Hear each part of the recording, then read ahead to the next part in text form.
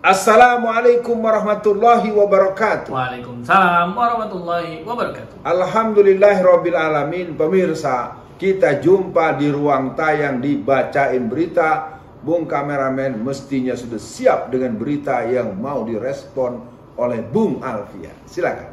Ya, Bung Alfian. Sebetulnya saya ini ingin merespon atau mempertanyakan lah ke Bung Alfian, karena saya melihat ada satu komentar yang saya lupa screenshot ya, tapi saya ingat kalimatnya Bung Alfian. Kayaknya dari kasus PIK 2 ini bukan hanya merusak alam, bukan hanya merusak kesenjangan sosial Bung Alfian. Maksudnya sesama tetangga kan bisa berantem tuh Bung Alfian di sana ya. Tapi juga merusak mental aparat kita. Nah ini saya tertarik nih Bung Alfian. Saya juga sempat bikin di catatan saya untuk syuting Bung Alfian bersama Bung Alfian.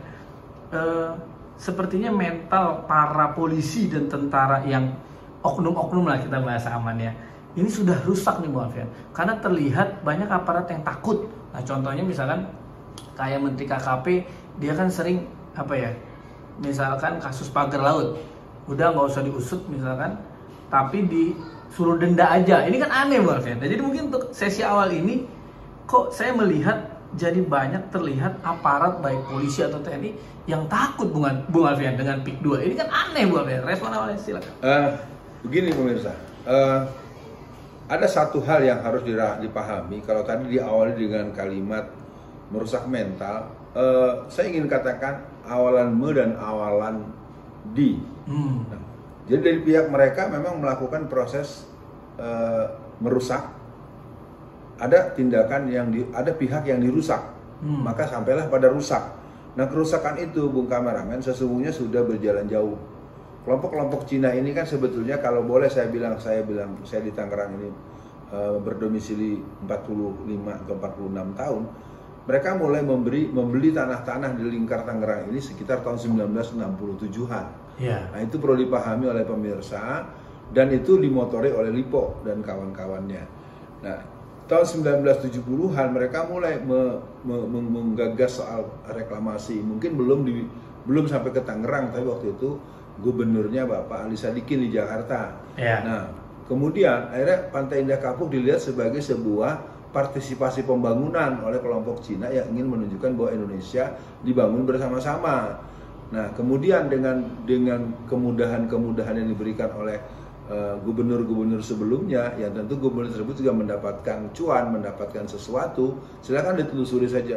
Nah, di antara gubernur yang sangat emosional, khawatir dengan situasi ini, namanya Pak Sutioso.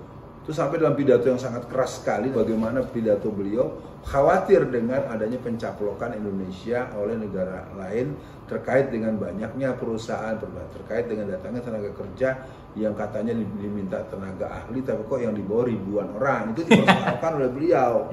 Nah, artinya dirusaknya sudah lama. Yang rusak itu bukan hanya aparat-aparat berseragam, aparat-aparat birokrasi, aparat legislasi. Makanya kita lihat untuk DPR RI kan kelihatan yang paling bergema itu hanya Komisi 4. Padahal kan dalam konteks ini kan bisa lah Komisi 4 sebagai memang bidangnya yang membidanginya. Tapi kan orang-orang yang berasal dari Tangerang kan, dari berbagai partai ada. Lu bicara dong sebagai kampung lu yang ada masalah. Kok lu diem juga? Nah ini mungkin persoalan yang sudah ada dalam posisi-posisi yang dikondisikan. Jadi prakondisi itu untuk kasus Tangerang, Bung kameramen, itu ternyata sejak dulu itu memang sudah ada pengkondisian yang sangat sistematis yang terus ditindaklanjuti oleh Jaki. Dari dulu itu orang-orang yang punya kerja-kerja cawe-cawe dalam mengelola sumber daya alam atau sumber tanah ini, yang kemudian mereka berkoneksi dengan para developer dan pengusaha-pengusaha ini. Tapi paling tidak nama-nama itu adalah orang-orang yang sedang dirusak mentalnya, dan mereka menjadi orang yang merasa dirinya berada di posisi sebagai pemegang otoritas pembangunan daerah yang bernama Tangerang maupun daerah-daerah lain dengan orang-orang yang lain pula.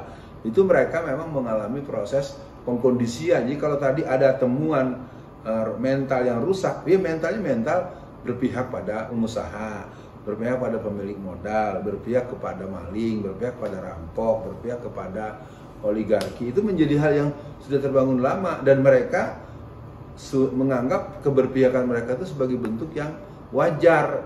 sebagai pemihakan yang pantas, sebagai pemihakan yang semestinya, sehingga untuk mereka peduli amat dengan warga yang sengsara, peduli amat pemilik tanah yang masuk penjara di tanahnya sendiri karena menyoal tanahnya sendiri, peduli amat anak yang ketabrak truk kakinya patah, peduli amat dengan sawah-sawah hidup yang berubah langsung diuruk dengan begitu saja, peduli amat dengan tanah atau sungai yang hidup ditutup sehingga banjirnya balik juga kena ke perumahan PIK sendiri. Di samping kena ke masyarakat, kan kita dengar banjir dengan hujan beberapa hari belakangan ini juga sampai ke banjir ke tempat-tempat yang sudah mereka persiapkan buat gedung-gedung perumahan atau pusat-pusat wisata, pusat-pusat bisnis mereka yang lain. Begitu Bung Kameramen.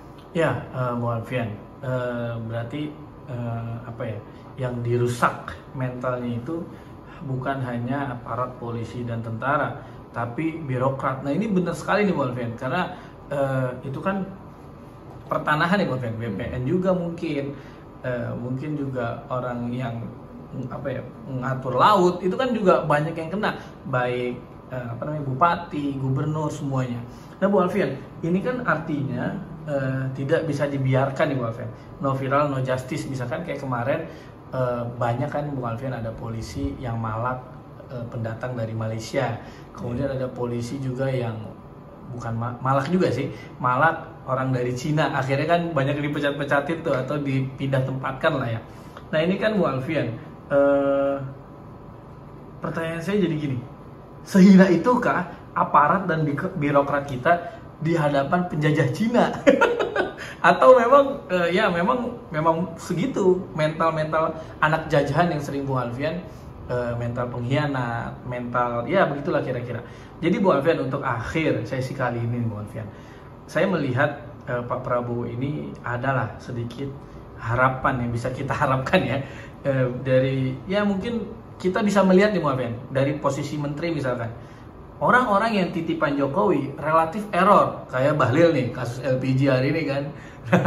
yang bukan titipan Jokowi justru malah banyak yang bagus Bung Alfian. Misalkan salah satunya Wamen Anies Mata, itu kan bagus juga tuh.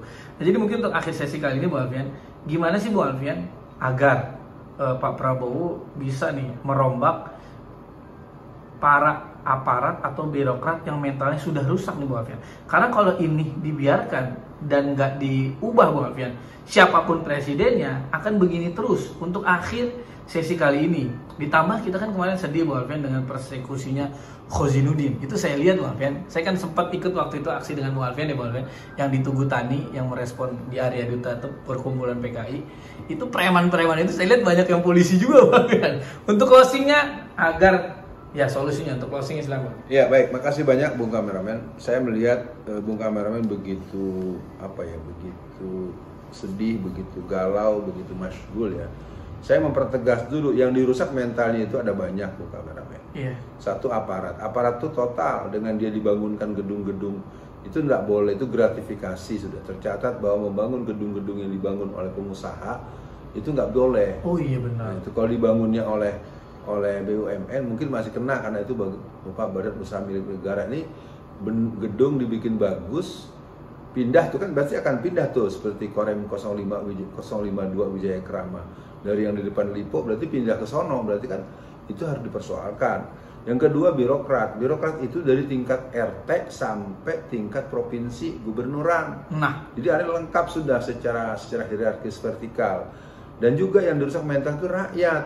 Jadi rakyat juga merasa penderitaan itu sebagai sebuah hal yang dinikmati sebagai bentuk takdir. Jadi digunakanlah pola-pola pandangan Jabariyah gitu. Jadi hidup susah ya takdir, digusur Cina ya takdir, rumahnya tanahnya diambil ya takdir. Itu kan sebuah. Nah, yang konyolnya adalah yang rusak mental tokoh masyarakat, yang mereka seolah-olah membela rakyat, tapi mereka sebetulnya bekerja sama atau bekerja untuk para penjajah, terutama para Cino-Cino itu. Nah, itu juga persoalan.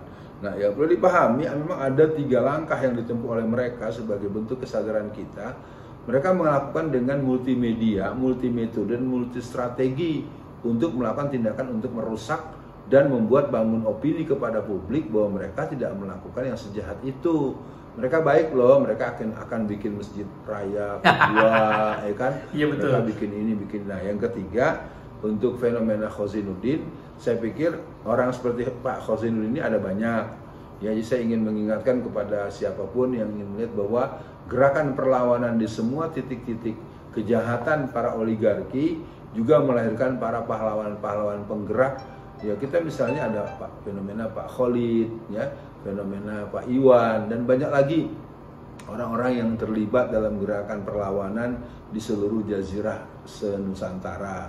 Sekian dibacain berita. Yang jelas Indonesia harus tetap merdeka, Indonesia harus tetap berdaulat. Amin. Dan kita tidak akan pernah memberikan ruang dan peluang negara kita berubah menjadi provinsi Republik Cina. Sekian, assalamualaikum warahmatullahi wabarakatuh. Waalaikumsalam warahmatullahi wabarakatuh.